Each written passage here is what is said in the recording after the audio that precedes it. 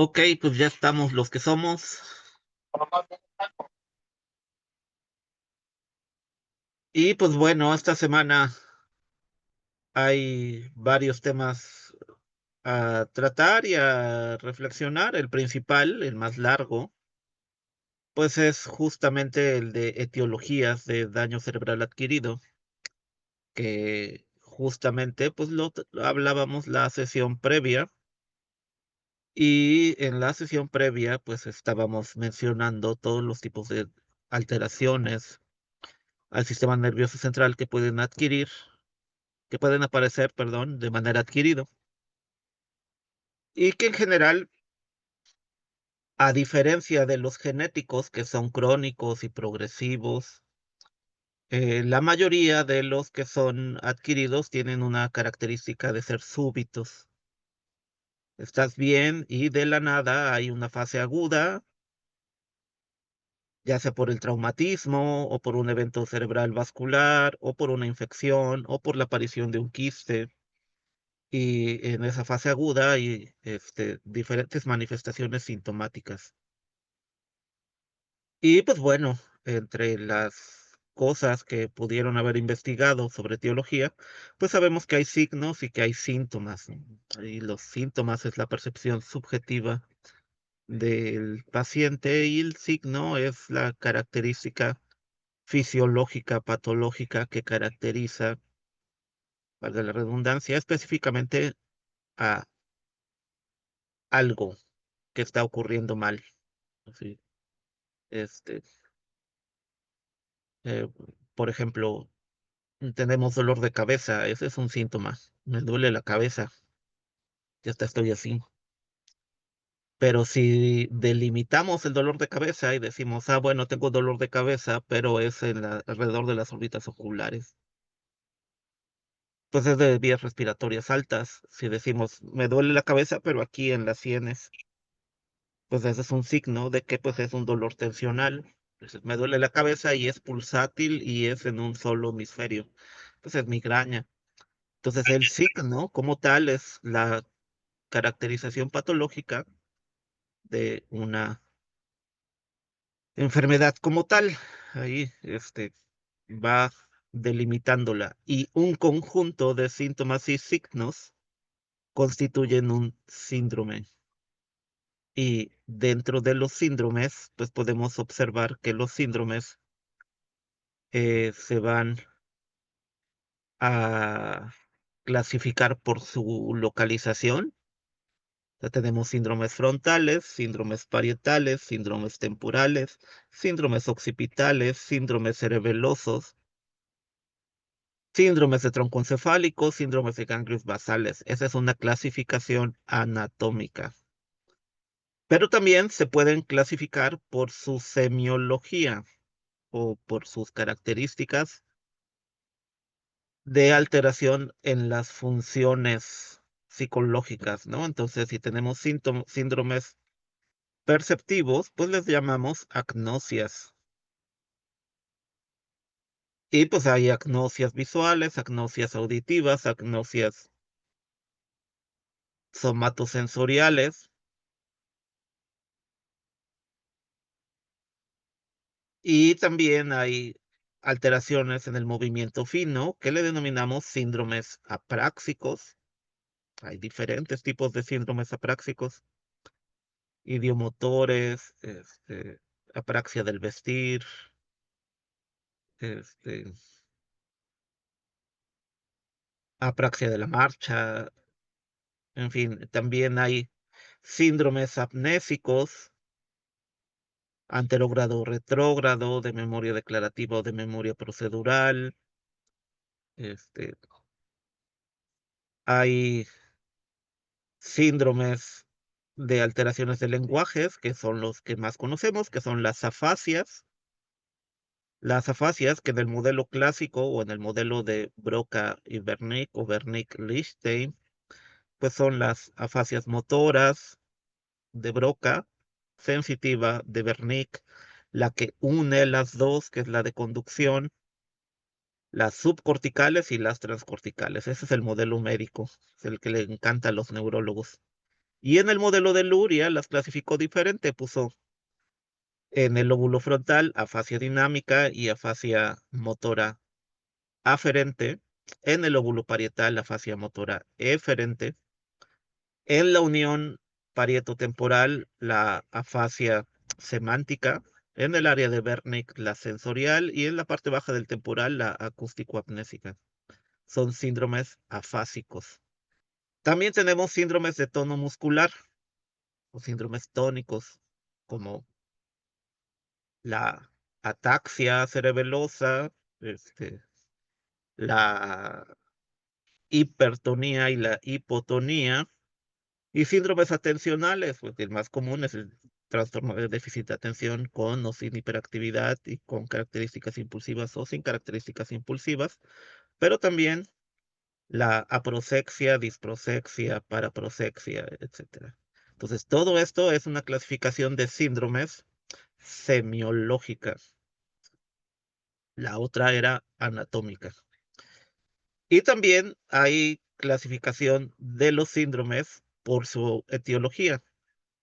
Hay síndromes por traumatismo, hay síndromes por evento vascular, hay síndromes neurodegenerativos. Entonces, dependiendo qué libro o qué autor lean, la clasificación va a variar, pero sabemos que todos se están refiriendo a lo mismo, están refiriéndose a un ser humano que tiene una afectación en alguna de sus funciones psicológicas debida a una alteración en el sistema nervioso.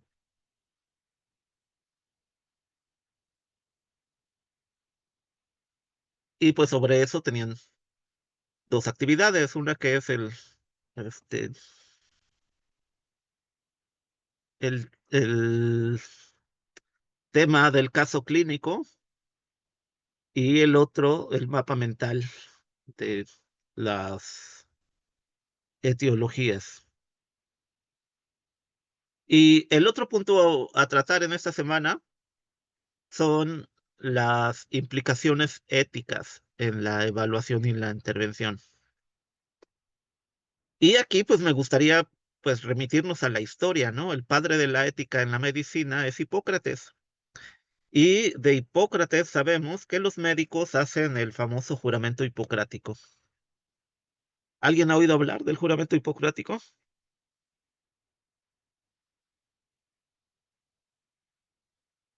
¿No?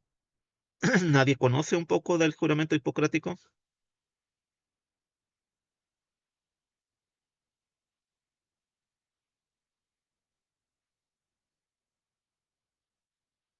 No, pues bueno, Hipócrates planteaba que todos los que se dedicaban a la salud, en ese entonces pues era casi exclusivamente la medicina, deberían tener tres principios básicos. El primer principio era el principio de beneficencia. Debemos hacer que nuestro paciente quede mejor de cómo está. El segundo principio es el principio de no maleficencia. Aunque esté en mis manos, no puedo hacer nada para que esté peor de cómo está.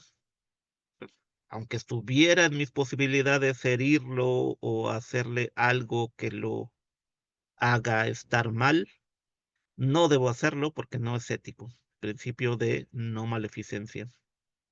Y el tercer principio era el principio de justicia. A todos se les debe dar el mismo trato. Nada de voy a atender a este más rápido porque es hijo de mi compadre. No. O no voy a atender a este herido porque es del ejército enemigo. Hipócrates hablaba mucho de las guerras. Y entonces, aunque siendo médico te encontraras con un herido del ejército enemigo,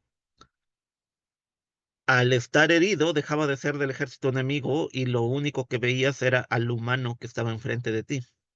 Y entonces, por su condición humana, debería ser tratado con la misma calidad que se atendería a cualquier otra persona.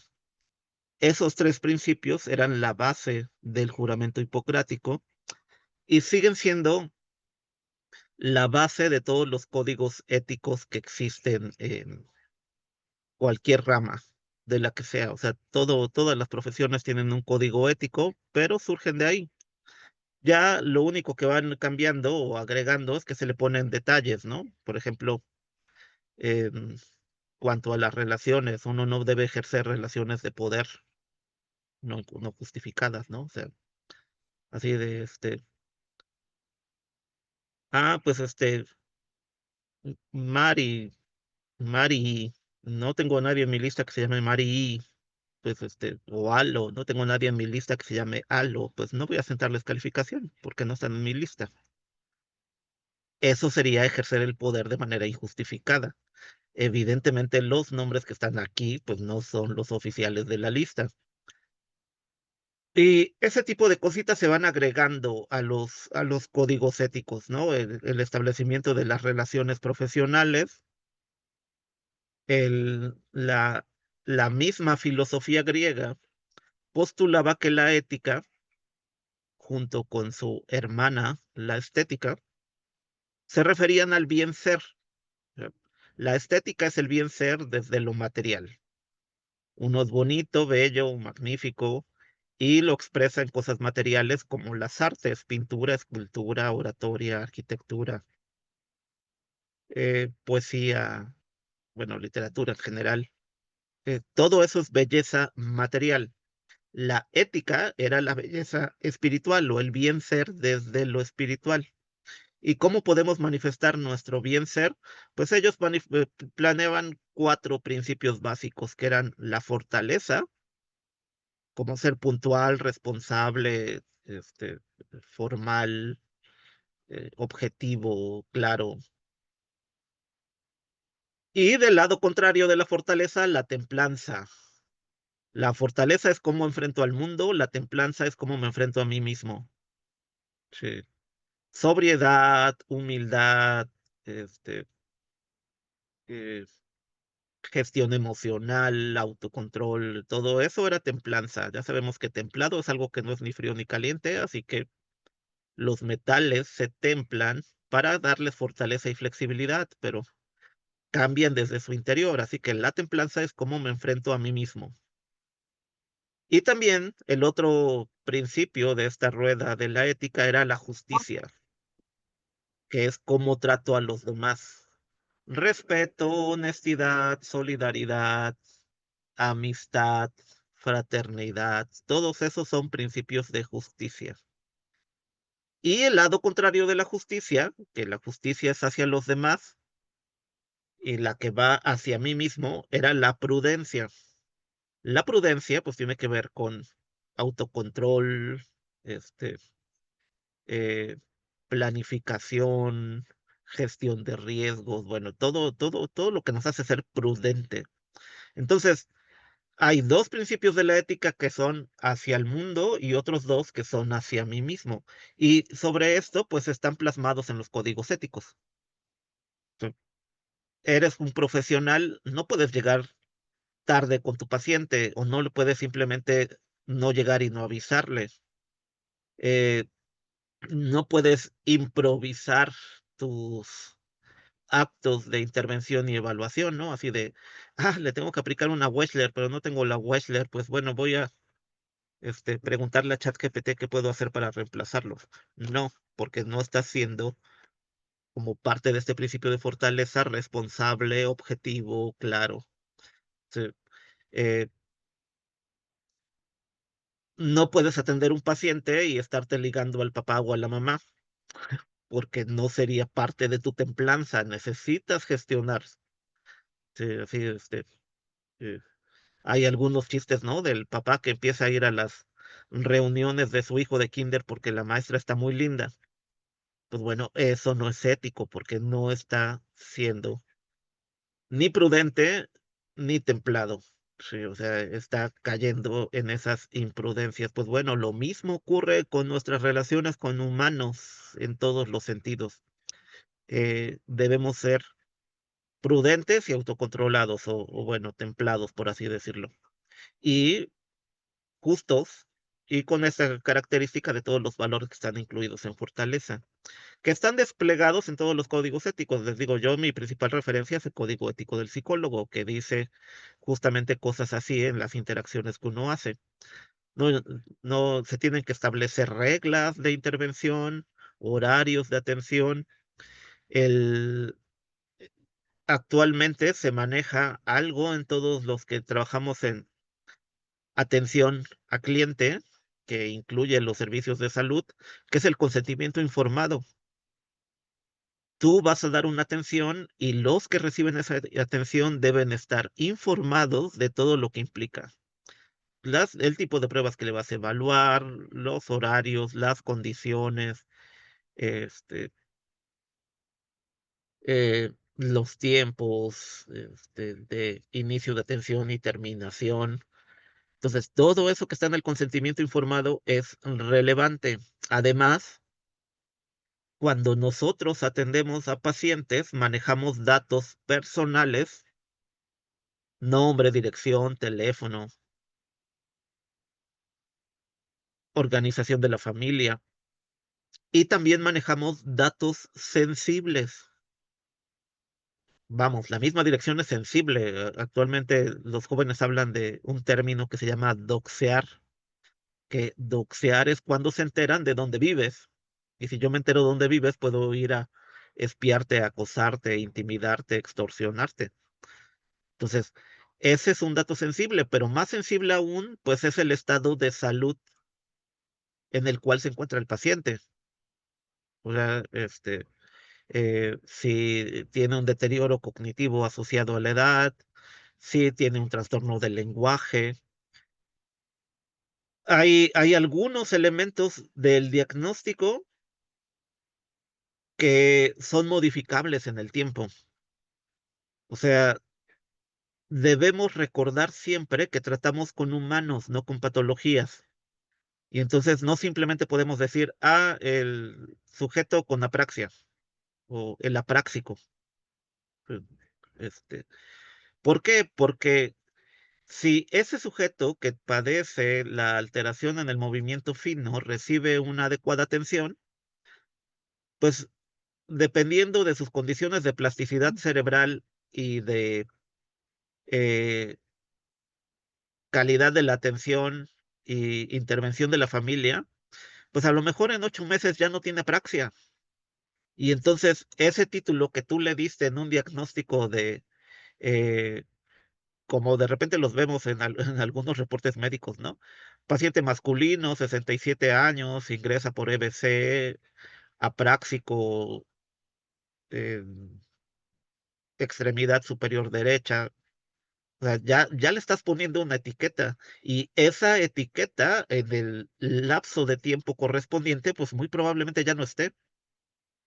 Así que tú ves ese reporte dentro de un año donde dice apráxico y lo evalúas y dices, pues si tiene la movilidad adecuada, pues bueno, es porque se le dio una adecuada atención y además porque hay neuroplasticidad que también ayuda a la rehabilitación espontánea.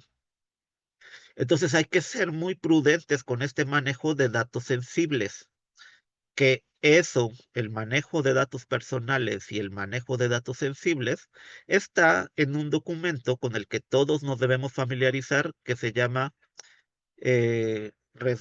perdón, de protección de datos. Sí.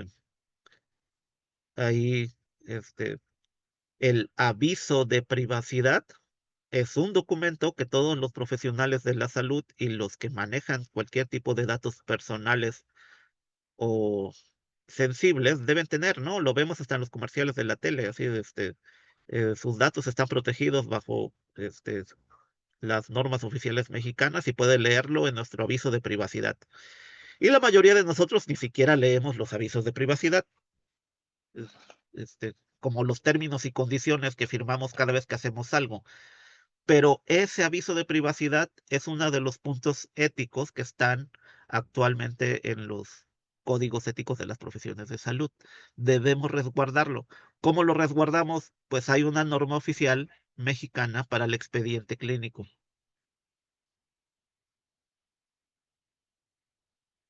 ¿Por qué? Porque todo paciente, dentro de los derechos del paciente, tiene derecho a la información.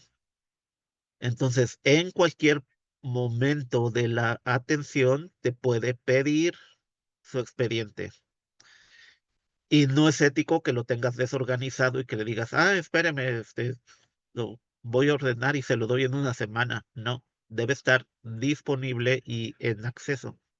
Y actualmente, pues ya hasta digitalizado. Tú puedes pedir tu expediente digitalizado en el IMSS, por ejemplo, y no deben negártelo. Claro, pueden hacerlo, pero no deben.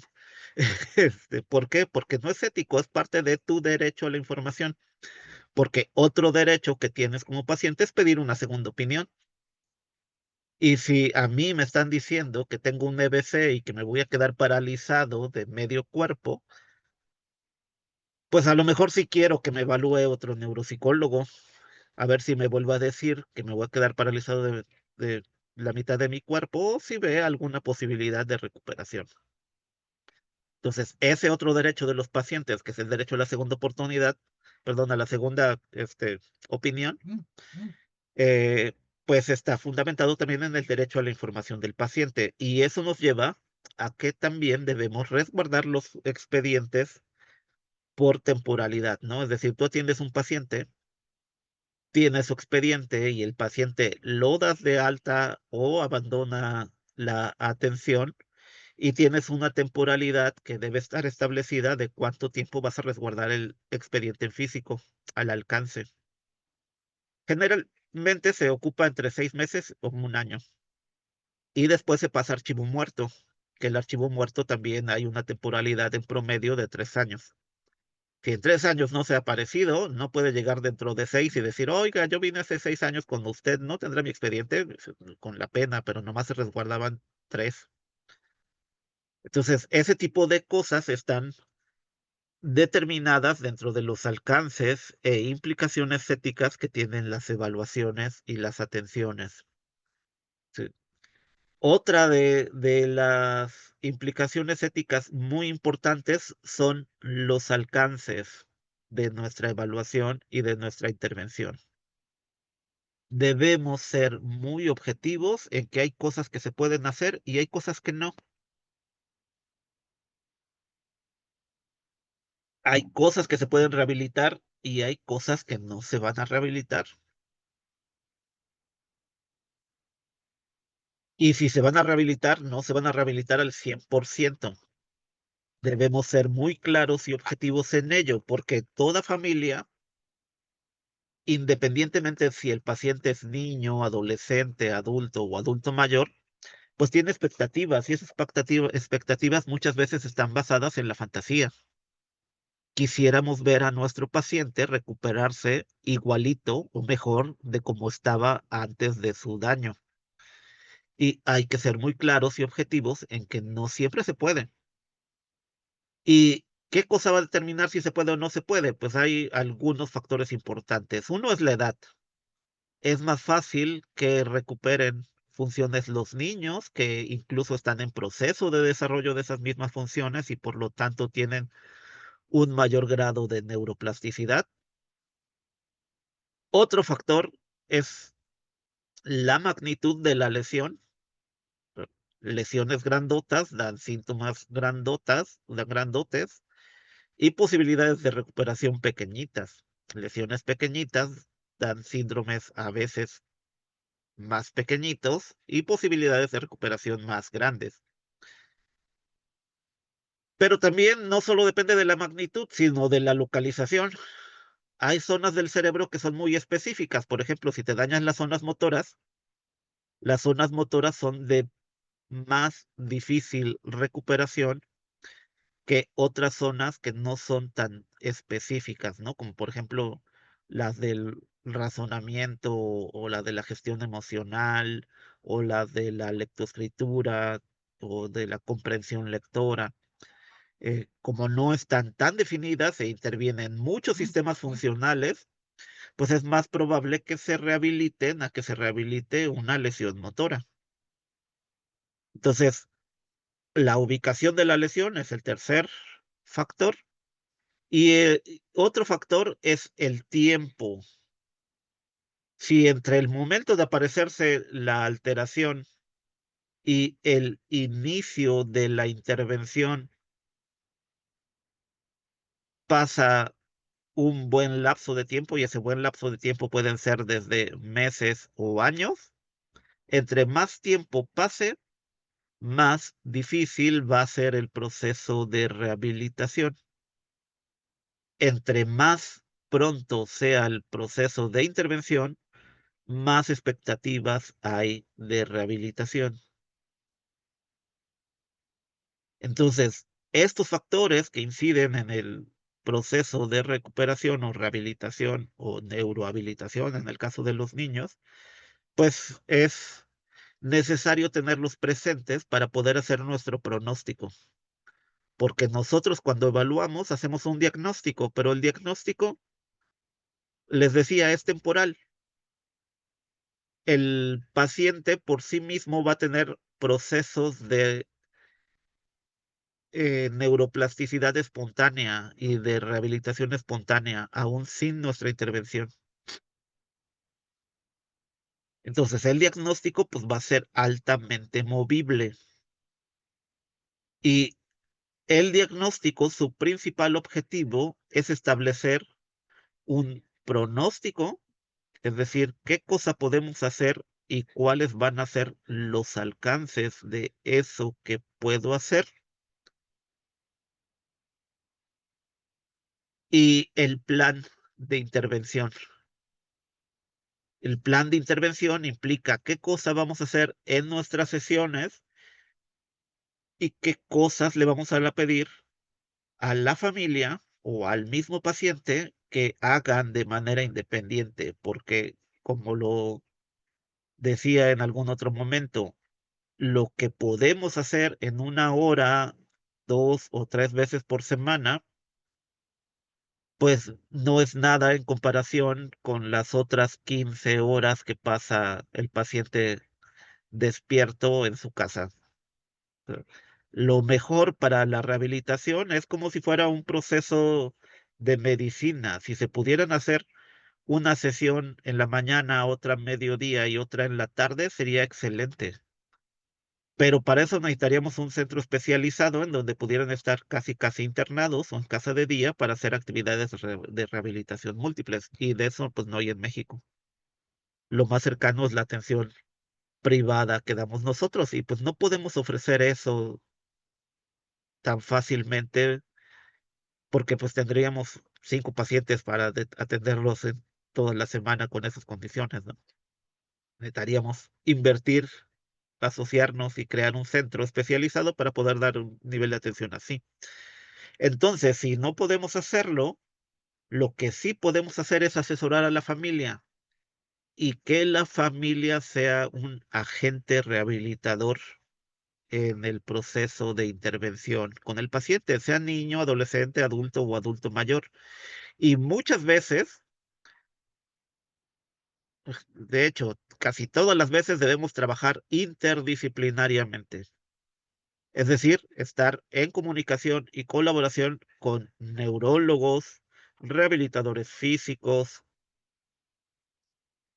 a veces nutriólogos, porque también se ven afectadas algunas cuestiones nutricionales por el proceso de patología, ¿no? Por ejemplo, cuando hay un EBC, sobre todo obstructivo, o sea, del tipo trombosis, en donde se van creando paredes de grasa en los vasos sanguíneos, pues es extremadamente relevante la participación del neurólogo, porque si el paciente le sigue entrando a las carnitas, a las garnachas y al chicharrón y al chorizo, pues va a seguir aumentando la cantidad de grasa en los vasos sanguíneos y va a ser susceptible o candidato a que vuelva a tener otro trombo o otra embolia.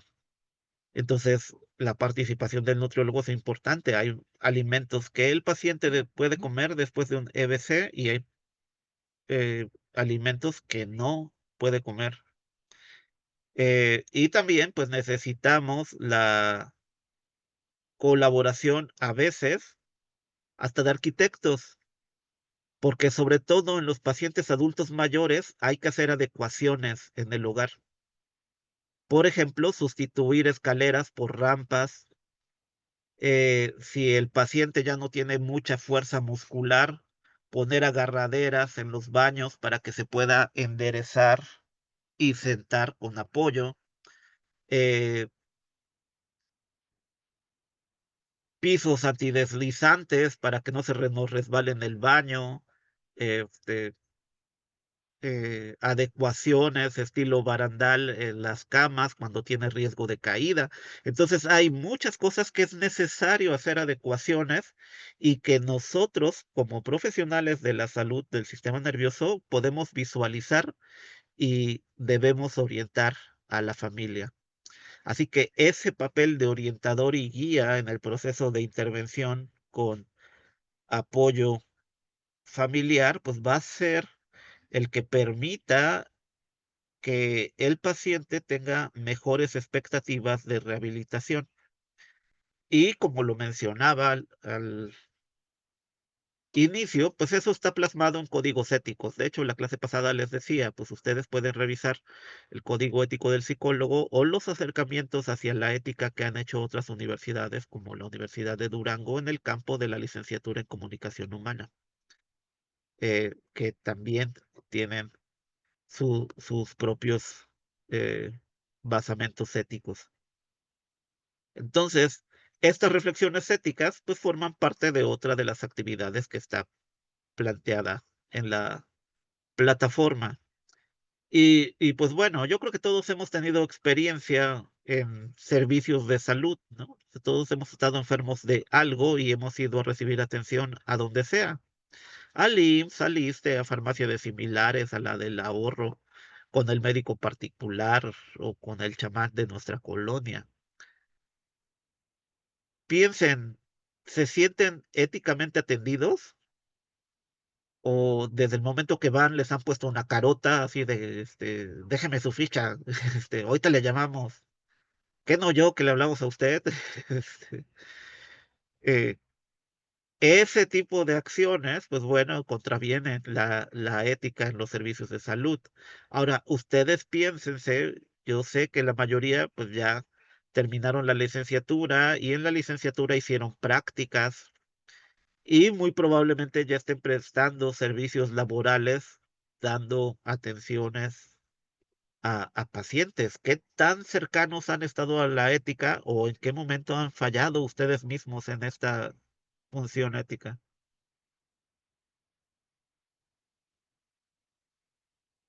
Bueno, no me lo cuenten a mí, simplemente plantéenme en este momento. ¿Tienen dudas,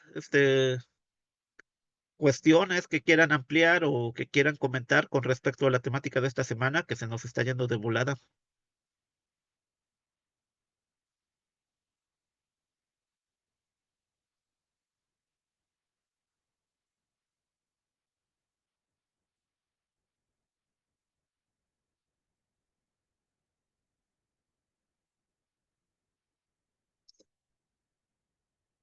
No, no tienen ninguna duda.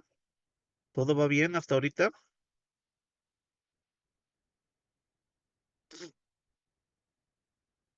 Pues entonces le dejamos hasta aquí por hoy. Tienen sus actividades por realizar.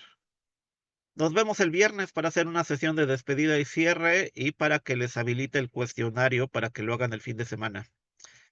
No he calificado sus actividades de la semana pasada, ha sido una semana bastante apretada en actividades. Yo espero mañana en la tarde ya emparejarme para que el viernes que nos veamos pues ya tengan pues un avance en sus calificaciones de la semana previa y que esperemos el fin de semana para la calificación de las de esta semana.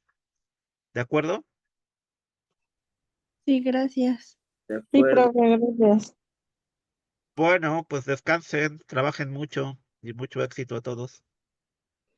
Gracias. Descanse también. Gracias, profe, igual. Gracias, hasta mañana. Mañana.